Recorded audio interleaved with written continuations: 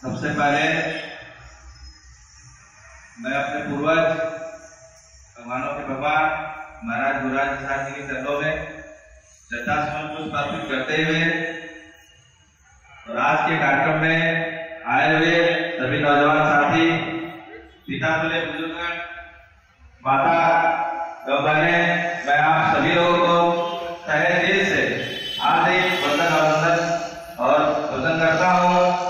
साथ ही में मंच पर विराजमान सभी अतिथिगण, जो आज के कार्यक्रम रखा गया अति पिछड़ा अधिकार बल,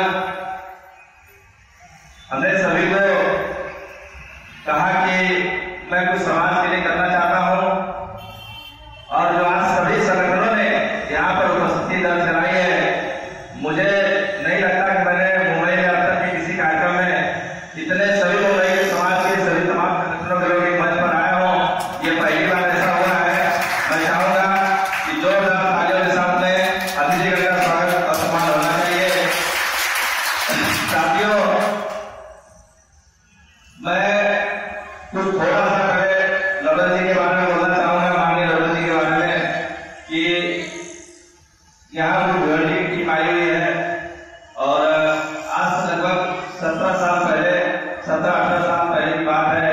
एक भिवंडी में बहन फुलन देवी जी का एक सभा हुई थी, जिसमें चौधरी राम जी, तमाम साथी रमाकांत जी और तमाम भिवंडी की टीम आई हुई है। सभी ने मिलकर वह कार्यक्रम आयोजित किया था और मुझे लगता है मैं पहली बार वहां पर उस कार्यक्रम में फुलन देवी जी का आशीर्वाद यानी कि उनके साथ मंच साझा करने का मौका मिला। मैं उस मंच पर था और हमारे छोटे भाई हैं दिलीप निषाद,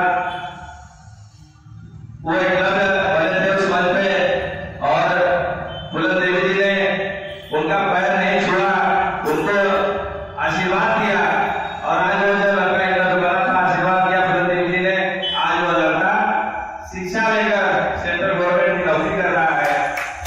साथियों, कहने का मतलब यह है कि हमने तमाम संगठनों में गए, राजनीतिक पार्टियों के लिए भी काम किया, किसी सपा बसपा भाजपा के लिए काम नहीं किया, अपने ही समाज के एक राजनीतिक दल में काम किया।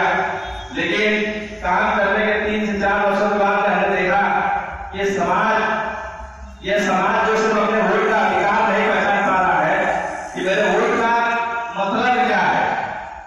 उस समाज को सपने दिखाए जा रहे हैं कि उस समाज का नेता मुख्यमंत्री बनेगा, प्रधानमंत्री बनेगा।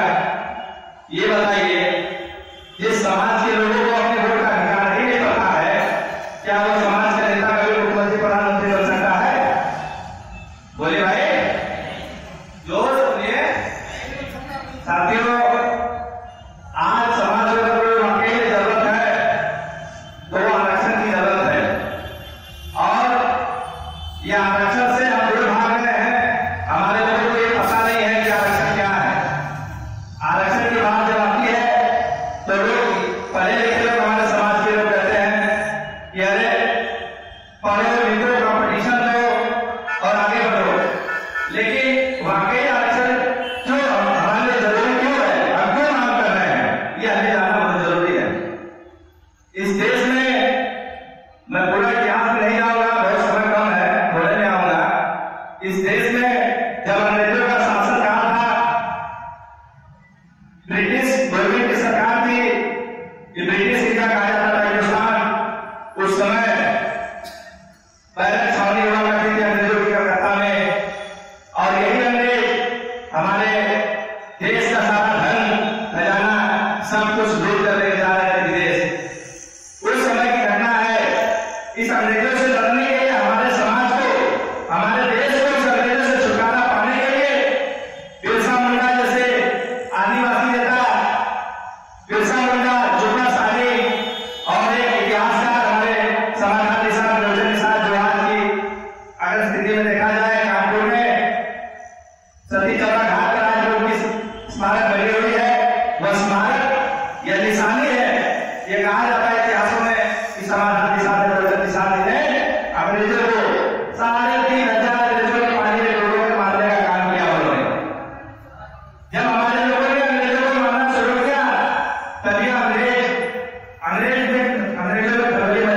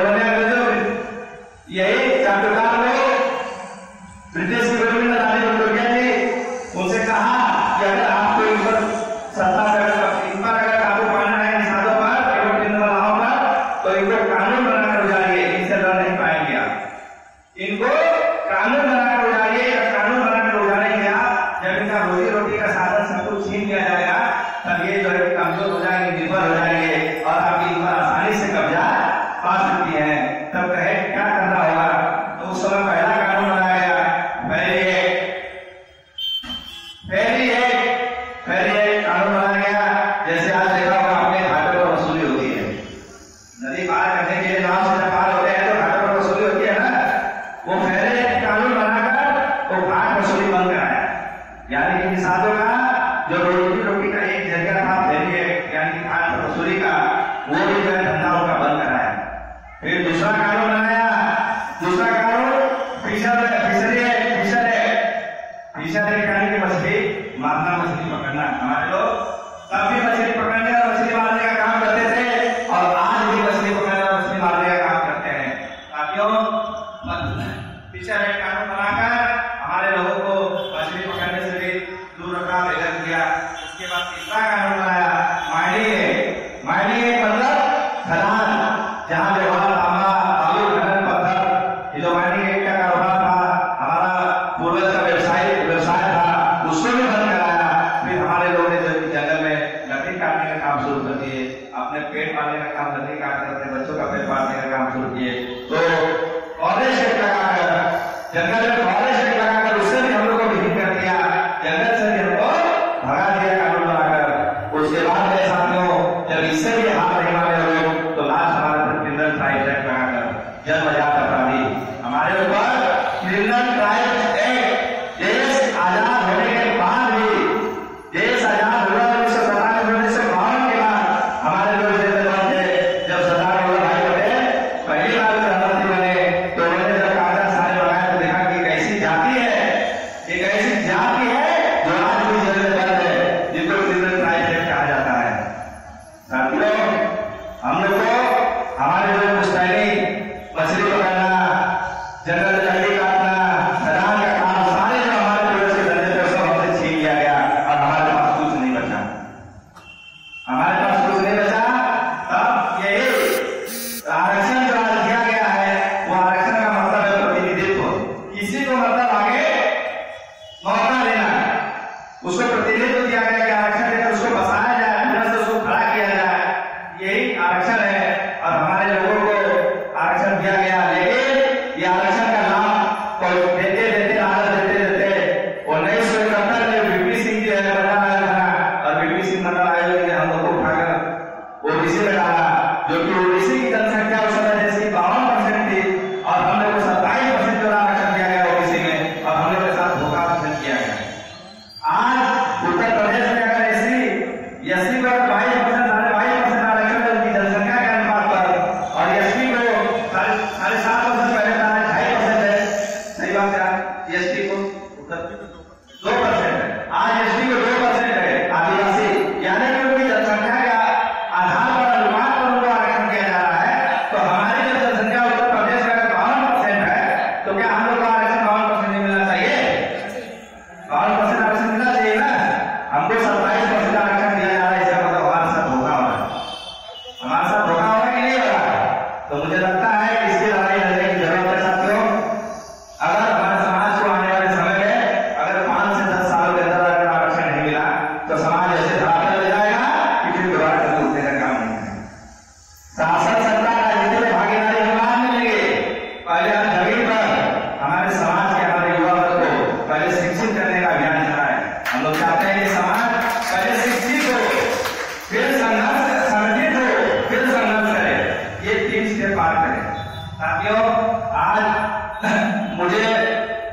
मुझे लगता है कि एक बात और कहना चाहूंगा, यहाँ तमाम सभी संगठन के अध्यक्ष हैं, मैं चाहूंगा कि सर हर साल आप लोग का जब भी कोई अधिवेशन होता है, कार्यक्रम होता है, आप लोग चूज कर लीजिए उत्तर प्रदेश में कि हमारे समाज के जो भी ताकत रखते हैं, अगर वो गरीब है, जिनके परिवार के हालात स्थिति ठीक नहीं है, गरीब है, पढ़ने लिखने में तेज है और पढ़ना लिखना चाहते हैं, तो मैं कह रहा हूँ कि हमारे समाज का दर्जनों संगठन है, 20 संगठन है, अगर एक संगठन केवल एक लड़के को एडॉप्ट कर ले और उसको IAS की तैयारी कराए, केवल एक लड़का मैं कह रहा हूँ, जिस संगठन का लाखों रुपए है, अगर काम हो रहा है समाज का, एक बच्चे को एडॉप्ट करके उसको IAS की तैयारी कराई जाए, तो मुझे लगता है समाज में, हमारे भी समाज में मतलब ज्यादा से ज्यादा युवा होंगे और हमें शासन प्रशासन का पहले गुंडा बनाना है, लेकिन पहले शासन प्रशासन में हमारे लोग उसमें ज्यादा से ज्यादा लोग जाएं, ज्यादा से ज्यादा भागीदारी हो। जैसे आज हम कहते हैं कि दलितों का मसीहा कांशीराम जी है, तो ये सही बात है। एक IAS ऑफिसर थे कांशीराम जी, क्यों नहीं दलितों का भला कर दिया, क्यों नहीं पांच से संगठन चला कर दलितों को जागरूक किया, क्यों मुख्यमंत्री कैसे बनी? एक IAS ऑफिसर, एक नहीं 4 IAS ऑफिसर। जब 4 IAS ऑफिसर अपने समाज की स्थिति देखे तो उन्होंने कसम खाया कि जब तक हम अपने समाज का भला नहीं कर लेंगे तब तक हम लोग नौकरी नहीं करेंगे। छोड़ दिए नौकरी को, लाल बत्ती गाड़ी बंगला सब कुछ ऐसा वाला नौकरी मिला था, सब छोड़ दिए। तो मुझे लगता है आज सबके साथियों में अति विशाल अधिकार वर्ग इसीलिए संगठन बनाने की प्रयास में और प्रयास करूंगा कि हम ज्यादा से ज्यादा हम एक ऐसी लड़ाई लड़ें अपने समाज की, हम अपने समाज का रक्षण दिलाएं, ज्यादा से ज्यादा जरूरी हमारे लोग जैसे मैंने कहा उनका प्रतिनिधित्व करें। साथियों, उत्तर प्रदेश में आज हमारा समाज के सभी नेता हैं, संगठन के लोग हैं जो आरक्षण की मांग कर रहे हैं, एसटी की मांग कर रहे हैं, एसटी की मांग कर रहे हैं। ये सही है, बहुत संगठन बहुत वर्षों से लड़ाई लड़ी जा रही है। हमारे माननीय चौधरी रघुनाथ जी ने आज लगभग 25-30 वर्षों से आरक्षण की लड़ाई लड़ रहे हैं, सदैव प्रयास करते रहे हैं। और मुझे लगता है कि आज मुझे कहीं ना कहीं वो इनके अंदर की सच्चाई दिखी, इसलिए मैंने कहा कि नहीं, आज हमारे समाज को भाषणवादी की नहीं, नेता मुख्यमंत्री प्रधानमंत्री बनाने की नहीं, हमारे समाज को आगे शिक्षित शिक्षा की तरफ प्रेरित करने की और आरक्षण की मांग करने की। जितने भी संगठन है उत्तर प्रदेश, यहाँ पर हम लोग सब लोग एक साथ मिलकर सिर्फ आरक्षण आरक्षण आरक्षण और हमारा आरक्षण की अगर मांग करने लगे, सिर्फ एक ही होगा, जब तक हमको हमारा हिस्सा नहीं मिलेगा तब तक हम लोग को दूसरा बात नहीं करेंगे। साथियों, 27% आरक्षण हम लोग को मिला हुआ है और यहाँ पर अच्छी तरह से जानते हैं कि माननीय मुलायम सिंह जी की सरकार बनाने लगी अति पिछड़ों का बहुत बड़ा हाथ रहा। हम लोग ने उन्होंने अति पिछड़ों का नारा लगाकर सरकार बनाई और हम लोग सोचे कि माननीय मुलायम सिंह एक ऐसे नेता अति पिछड़ों के आए हैं, किसानों के नेता आए हैं कि वो एक दिन हम लोग का भी भला करेंगे, हमारे भी समाज की तरफ ध्यान देंगे। लेकिन इस बात से नकारा नहीं जा सकता, ये हकीकत बात है कि जब उन्होंने हमारी मदद से वो सरकार बनाए तो उन्होंने सिर्फ अपने समाज को देखा, न कि पूरे अति पिछड़े को देखा। उन्होंने सिर्फ अपने समाज को देखा, न कि पूरे अपने अति पिछड़ों को देखा। साथियों, मैं कहता हूं कि जब आरक्षण हमको दिया जा रहा है कि हम जब हमारा सब कुछ छीन गया, सब कुछ नहीं बचा, तब हमको प्रतिनिधित्व दिया जा रहा है। तो आज ओबीसी में भी हम पिछड़े हो गए हैं, हमारा सब कुछ छीन लिया गया है। एक ऐसी विशेष वर्ग की जाति है यादव, जोगी, पटेल, ये सब अपनी मेहनत से मैंने करवा की जबरदस्ती, लेकिन ये लोग आगे हो गए हैं। तो मुझे लगता है कि इसमें भी प्रावधान और बदलाव करने की जरूरत है। जैसे बिहार में है, आज महाराष्ट्र में ओबीसी में वर्गीकरण किया गया है 3 भाग 4 भाग, बिहार में भी ओबीसी बीसी और अल्पसंख्यक किया गया है। बिहार में ओबीसी में यादव और पटेल को डाल दिया गया है। इसी में निषाद, केवल, निर्मला, तमाम पाल, लोहार, पाल गरीब सबको डाल दिया गया है। और अल्पसंख्यक में मुसलमान और सिख, ईसाई, जैन धर्म के जो लोग हैं उसके पक्ष में डाल दिया गया है। तो बिहार में हो सकता है, महाराष्ट्र में हो सकता है, आंध्र प्रदेश में हो सकता है, तो क्या उत्तर प्रदेश में नहीं हो सकता? ये बताइए, यही में आज 22% हिस्सा मिल रहा है, गलत हम लोग कहने तो बताइएगा, 22% हिस्सा एससी को मिल रहा है उनकी जातिगत जनसंख्या के आधार पर। तो क्या ये उनका हिस्सा कोई खा रहा है क्या? बोलिए, उनका हिस्सा ओबीसी एसटी का कोई खा रहा है?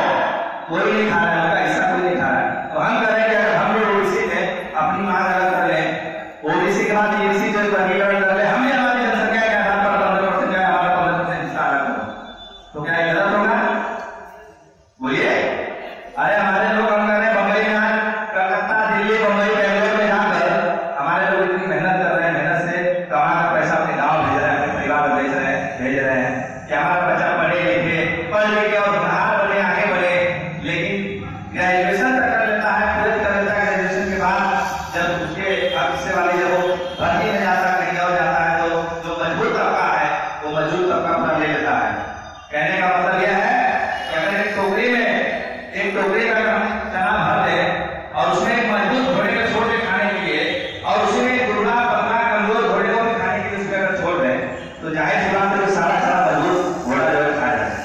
तो कहने का मतलब यह है कि अगर उसी टोकरी के चने में से टोकरी में जो चना है थोड़ा सा निकाल कर कमजोर घरे को अलग कर दिया जाए तो वो अपना हिस्सा खाए, वो अपना हिस्सा खाए। एक दूसरे के हिस्से पर कोई दिक्कत होगी नहीं। इसी में किसी उसी का बंधन किया गया है ना, जाति के जनसंख्या के आधार पर।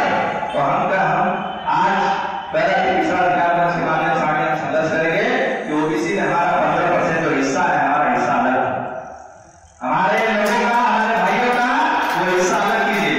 मैं इसकी मांग की लड़ाई करने वाला हूँ। साथ में आप देख रहे हैं कि एक छोटा सा बैनर लगा हुआ है, मैं हूँ फुलन। साथियों, सच कहूँ आज इस मंच के माध्यम से मुझे बोलने का मौका मिला। मैं हूँ फुलन। मैं फुलन देवी जी को मैंने बताया कि 17-18 साल पहले मैंने भिंडी में देखा, उसके बाद में सुना टीवी न्यूज चैनल पर देखा कि दिल्ली में उनको गोली मार दी गई। एक पद्मावती फिल्म जो अभी रिलीज नहीं हुई, पद्मावती फिल्म रिलीज नहीं हुई, उसके लिए पूरे फार्वर्डर ने, राजपूत ने पूरे भारत में कोहराम मचाया। कोहराम मचाने का मतलब वो अपनी ताकत नहीं दिखा रहे थे, वो आप लोगों की मानसिकता चेक कर रहे थे, वो आप लोगों की मानसिकता चेक कर रहे थे कि आप लोग अभी किस मानसिकता में है। जो फिल्म रिलीज नहीं हुई, कुछ गलत नहीं हुआ, उसके लिए पूरे भारत में राजपूतों ने पूरा आंदोलन कर दिया, पूरा हिला दिया और आपके नेता की हत्या हो गई। और आज तक आप लोगों ने क्या किया बताइए? अरे वही संजय राणा जेल चार्ज किया होकर भारतीय जनता पार्टी उसको हिंदू हृदय सम्राट बनाकर घुमा रही है और हर जगह मुकुट पहना रही है। और हमारे लोग जय श्री राम, जय श्री राम, जय श्री राम का नारा लगाते रहते हैं। ये मानसिक गुलामी ये हम लोग का चेक कर रहे हैं। जैसे फुलन देवी जी मारे गए साथियों, वैसे ही और भी नेता हमारे मारे गए, जमुना निषाद जी और भी नेता मारे जाएंगे, कल को लौटन जी भी मारे जाएंगे, और भी समाज के जो नेता निकलेंगे, समाज के संघर्ष करेंगे, वो भी मारे जाएंगे। कहने का मतलब अगर समाज शिक्षित होता, जागरूक होता, अपने हक अधिकार को समझता, अपने मान सम्मान स्वाभिमान को अगर समझता, तो आज फुलन देवी का हत्यारा सब कह रहा हूं साथियों, इस तरह खुले हाथ भारत में गाड़ी में घूम के क्या बोलते हैं उसको, पगड़ी वो नहीं पहनता। ये आप लोग की देन है। मैं कहने का मतलब है साथियों कि आप लोग सिर्फ मुझे साथ दे, हमारा साथ दीजिए। यहाँ मंच पर आए हुए सभी लोगों से मैं निवेदन करूंगा कि मुझे जाना नहीं, सिर्फ 2 साल का मौका दीजिए मुझे, 2 से 3 साल का, 2 से 3 साल का मुझे मौका दीजिए। वाकई मैं कुछ करके दिखाना चाहता हूँ। इस समाज के